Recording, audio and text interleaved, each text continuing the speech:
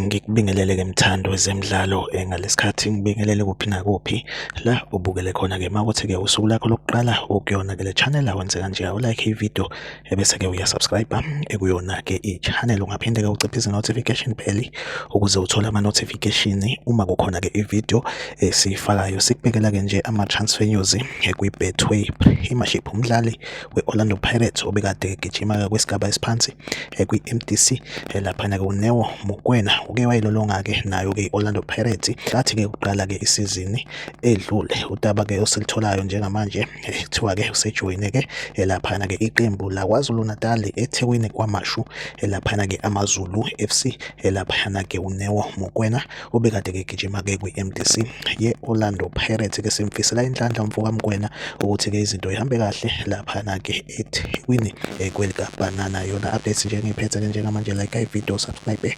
kuyona-ke i-channel. Mina nawe ngizohlezi ngikhona la ngulethela-ke ama-transfer news kwi-Betway Premiership. Okwamanje-ke ividiyo yethu asibambe la, nisale kahle.